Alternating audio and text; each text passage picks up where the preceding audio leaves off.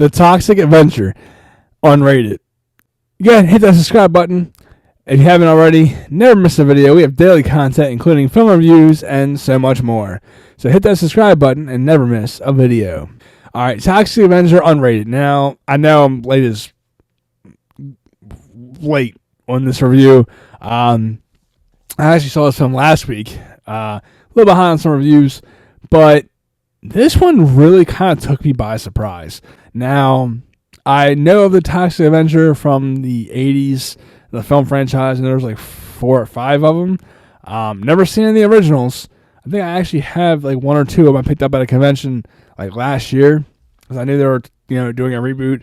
So I was kind of like, okay, I should get some of the originals, watch them, and kind of get a background for this because I thought it was going to be a bigger reboot, honestly. Like when I heard about it, I thought this film was going to be a huge thing, and it really kind of, like, I actually will say for a smaller budget film, I saw a decent amount of marketing for it, which is something I don't see much of at all for a lot of smaller budget films. And they actually had a couple of trailers play in theaters, which, like, when I went to the theater to see films, I actually saw like 2 trailers for Toxic Avenger, which I was kind of shocked at because, again, the closer we got to the film coming out, it seemed like it wasn't as big as it initially seemed to be with early news of this being this big reboot. Now, I have to start by saying that I haven't seen any of the originals, and I am not a huge B-movie person. Like, I dabble. I don't live in B-movie world. I dabble in it. So I watch B-movies, seen a good amount of them, but I'm not one of those people who watch and I've seen a amount of B-movies, and I'm not like a die-hard B-movie fan. But I have to say, though, that going into this, I knew it was going to be a B-movie and nothing, extraordinary. But this has to be one of the best B-movies I've ever seen. It just fires on all cylinders, like from start to finish. The performances are just perfect. Like they are over the top.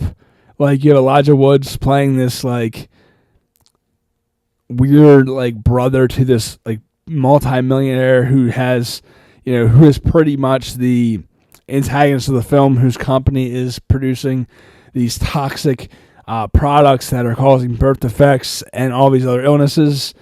And the brother is the main villain is played by Kevin Bacon, and the brother is played by Elijah Woods, who's like this really like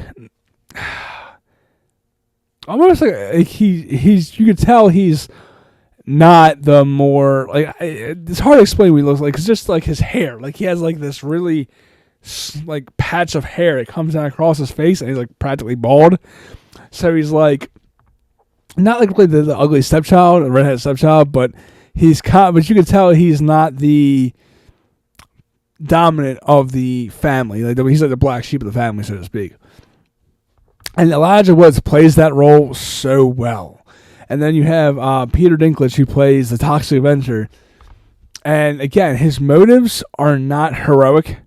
Which that's what I love about this movie is it doesn't take itself overly serious, and it just plays in the world of B-movies so well because you have this like kind of thing where, again, the film doesn't take itself serious. It knows exactly what it is, and it plays to that strength.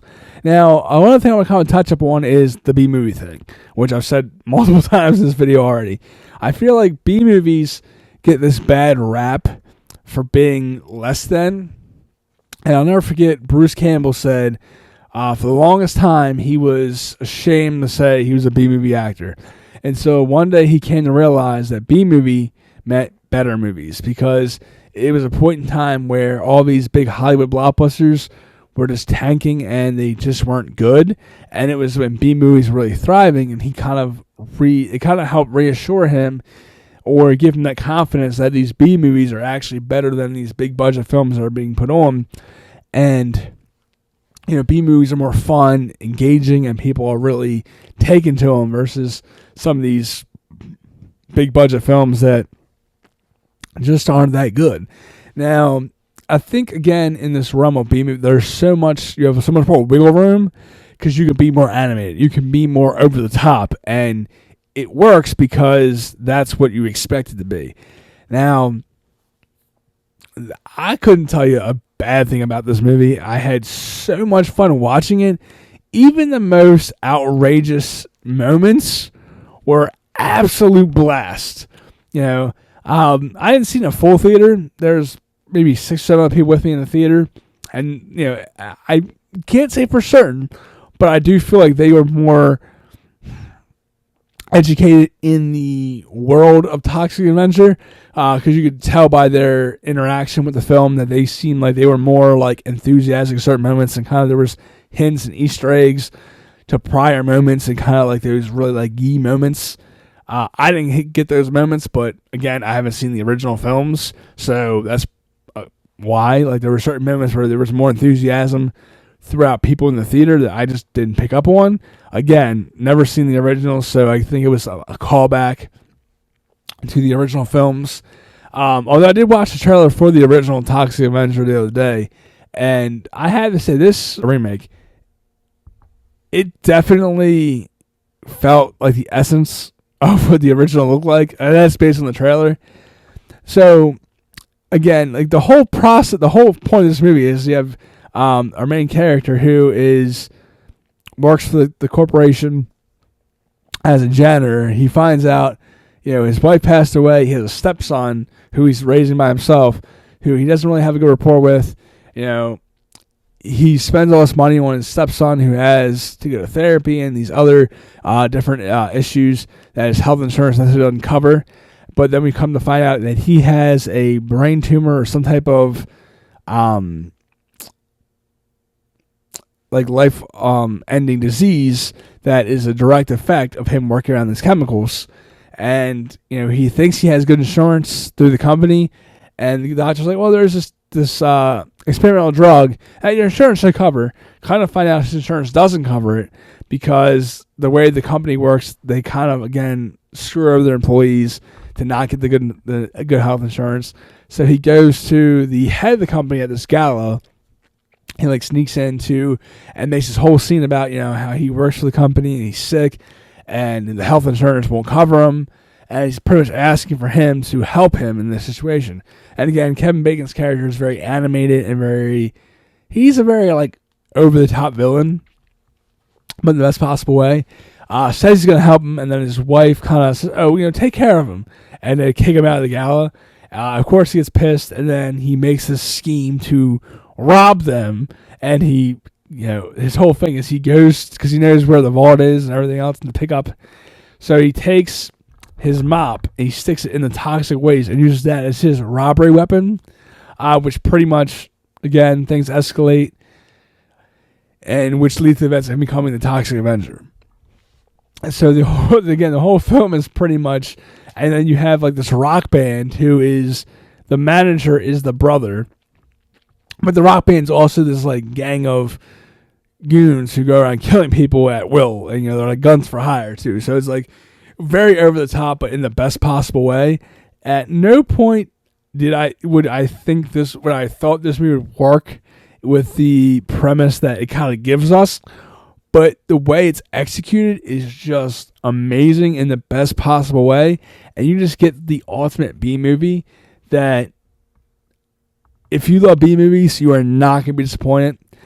I'd go as far as to say this is going to be a Ferris Bueller if you love B movies. Now, if you're not a B movie enthusiast, you just kind of dabble like myself. I dabble in B movies. I'm not someone, again, who is overly embellished in that genre. I say I get a full price. Again, I absolutely love this movie. I actually paid full price to see this movie at a different theater than my AMC, because the AMC I usually go to, the screenings didn't line up. So I ended up seeing, I just said, a different theater, and actually paid full price ticket price to see this outside my subscription. And I honestly enjoyed every minute of it and was totally worth it. I give this one a full price. You're going to enjoy this film, especially if you like that style. Now, again, if you're someone who's more into the artistic or sophisticated film realm, then don't see this movie. You're not going to like it because it's not your style. But if you even remotely like B movies than pay to see this in theaters, see it on the biggest screen possible. I saw this in Dolby, and it was fantastic. Again, left it open for an odds for a sequel. Now, do I think it's going to get a sequel? That's a different question. Weirdly enough, I was looking this up online, and for whatever reason, its release date is 2023. So the movie was made in 2023, I guess. And for some reason, it's now being released. So with that time gap and the way everything kind of played out, I don't see a sequel really happening. But there is an open to a sequel. So we'll see. Question is, have you saw it? What are your thoughts? And do you think we're going to get a sequel? Comment below and let me know.